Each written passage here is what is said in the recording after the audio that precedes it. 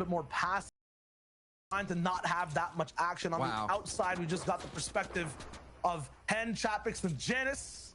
They're going to be rotating in just a little moment, but everyone else has the same journey to make. They have a max zone pull, and they're all side by side. They'll be clashing, like rotating tops in a little dome back and forth as they make their way towards the zone. It's so fascinating to see. Everyone was talking about I getting max pulls and max pulls. Well, because everyone's fighting style is the same. Everyone's comfortable fighting on edge, going for Storm Sword stacks on the backside of Storm for late rotations. Now, because of these storms are kind of pushing so far to the coastline or to the center, you're having a lot of people on that line. And then everybody's, because they're not moving towards center, of course you're going to get max rotational pulls. And it's going to be so dangerous. The fifth zone, things of that sort, are always going to be so dangerous because you're always on the edge. We all know center priority will get you those short rotations. And man, Revsguard, he's going to have to clutch up here as a solo. It looks so sad. He's so lonely. Where's his team? They got to focus on Surge next game, man. I don't like seeing my man by himself so alone.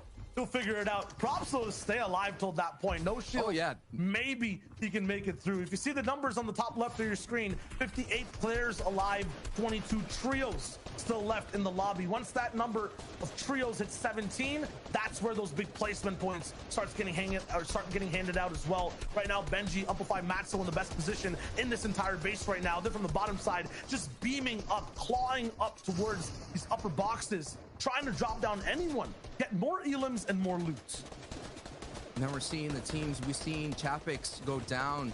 The Thomas HD trio, you're seeing that team. Hen and Thomas HD, they're together. They're that neighbor rotation sitting right there. They know exactly that the dead side's valuable, so that's why they're on the north side having this battle. And anyone that invested in the center down in Retail Row, hey, you got to come on back, brother, and come on down to this congested area in Zone 5. It's the half in and half out, half in the safe zone, half in the storm side, and so many people are already dead center here. And Revsguard, holding on as much as possible, just falls right before the placements were almost being doled out.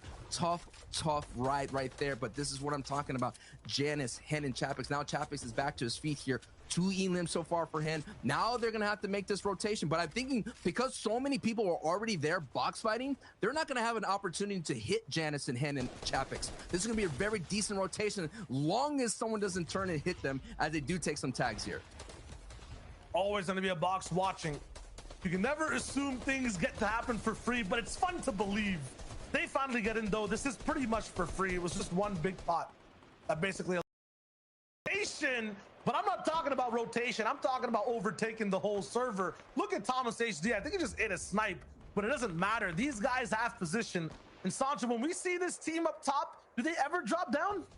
No, the only time they drop down is the Trulix's RPG comes in. Sometimes you see someone retake height near that 8th zone, but these are the kind of players that know how to execute really well. Now they're in danger there as you see Blackie. Blackie is a little bit higher. Now what's going to happen is the zone pulls towards a Nas. You're going to expect Blackie to basically kind of leapfrog right on top of the one bouncer, boom, and they have height. So it's up to Nas, Flick, and Thomas HD to essentially beam Blackie's trio out of the air if that happens here at the first moving zone. My bad for calling that early. Was sitting slightly very low in my chair, so I didn't get to look too high for Blackie's trio. They even invested so much for this. Who gets it though? No one gets it. Everyone has to move.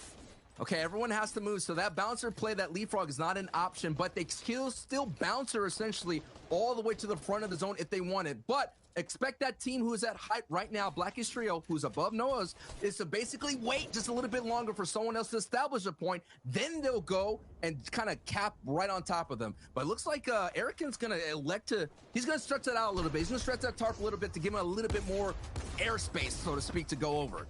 Oh my, Naslik and Thomas, they'll get into a fight as the zone starts to move. That's one of the top 5 trios in trouble right now. DKS Blackie, they roll in. Vidil, Noah Riley are following right behind. They can jump right on top. Mid-air RPG. Okay. Noah Riley, you're too dynamic. He doesn't actually get too much off of it, but now that high ground team knows what they have in store. They're still going to push forward straight towards the top. You and Blackie and DKS still hold it down. Another RPG comes in, does not drop them. Noah Riley with a big bouncer, but he gets beamed low on HP. Vidil falls all the way down as well, and now Noah's left in a 1v3.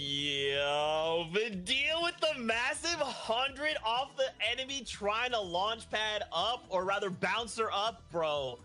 We were just losing our minds, dude. What an incredible start here on the second day of finals. You know you have 6 games ahead of you. You know you're wanting to come out in first. And what better way than to drop 13 eliminations and a VR in game number 1? Incredible. And one of the things that I think we kind of missed a little bit there was when Resin dropped down behind them at the end, he actually managed to pick up 2 of them, not just 1. He managed to pick up 2 of them, making it that 1v1 situation at the end. And man, we kind of talked about this a little bit yesterday when we were looking at the other victory royale that this team had. aim, mechanics. Like, these guys are winning in those 1v1 situations, and it's clearly proving here today.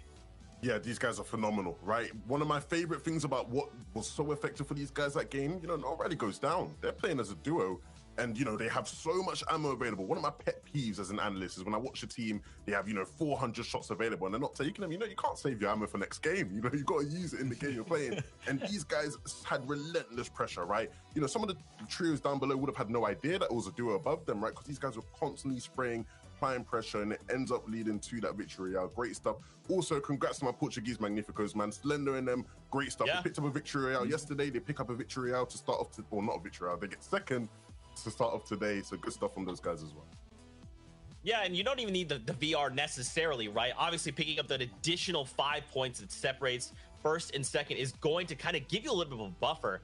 But yeah, I mean, there's just so much action, and it's so interesting to kind of come into the first day, because you can tell a lot of these trios are thinking like, okay, we can't make a mistake. If we do anything wrong here, it's going to cost us a lot. And we see a lot of these teams, even halfway through Reese, we're kind of watching the back, you're like, dude, this is so congested. There's so many trios that are just not wanting to move.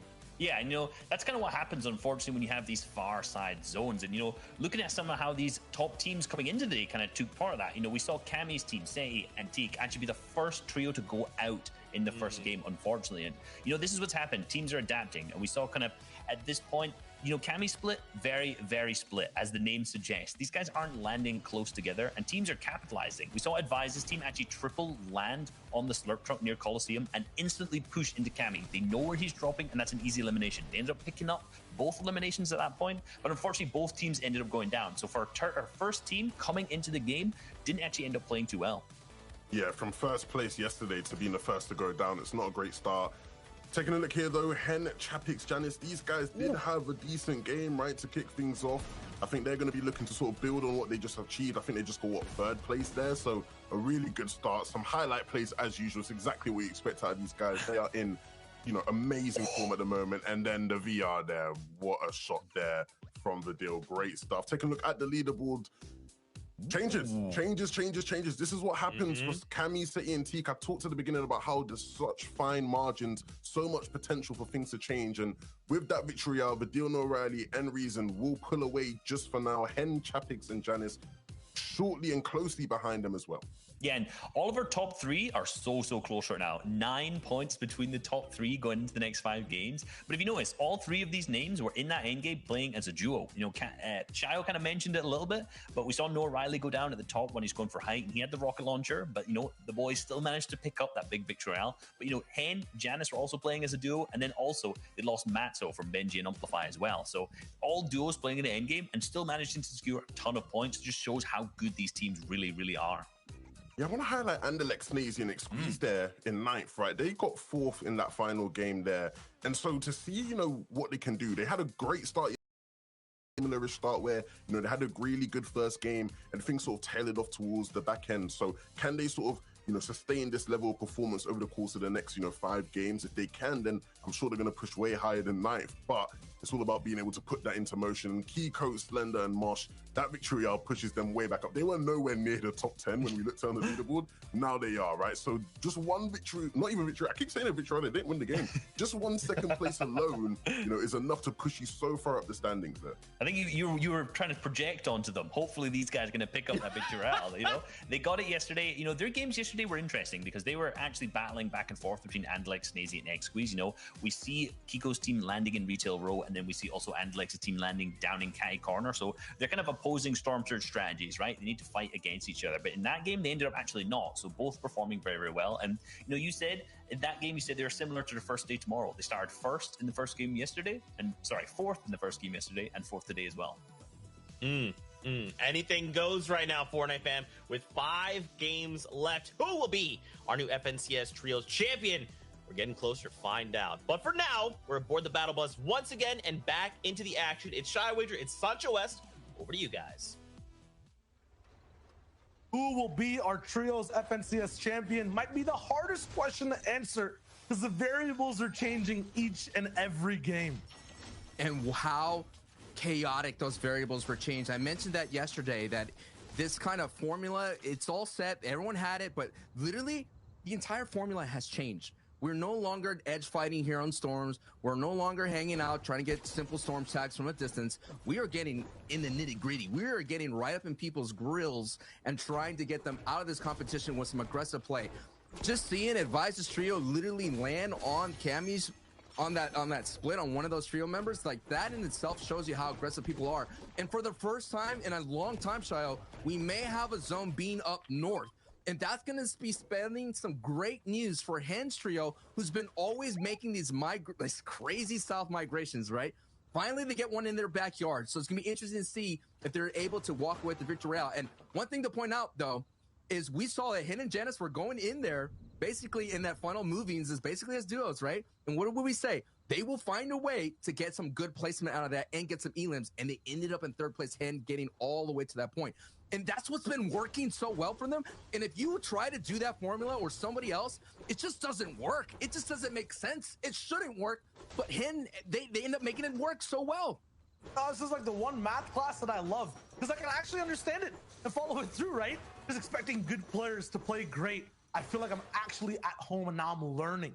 Still, though, for Matzo, Amplify, Benji, that last game, huge for them to take over at first at one of the best positions. They were beaming down below. They get knocked down one tier to third now. They're still kind of in that running. It's just 5 points of a difference. But you have to remember, Sancho, right? When these teams have an opportunity to steal a game over, when they have an opportunity to be the guys controlling the lobby, and they miss it, that hurts because that opportunity doesn't come every single time. Speaking of opportunities, looks like Lame's trio and Malibuka's trio have decided to see their luck at Steamy Stacks, and I think Andretta has decided to, like, hey, I'm out of here. Now we're going to take a look at the overall scope of things and seeing if there's any other kind of engagements happening. And that middle zone, that is Michael's trio, and they have been doing so well throughout this entire day one. Their success has been led to a lot of smart rotations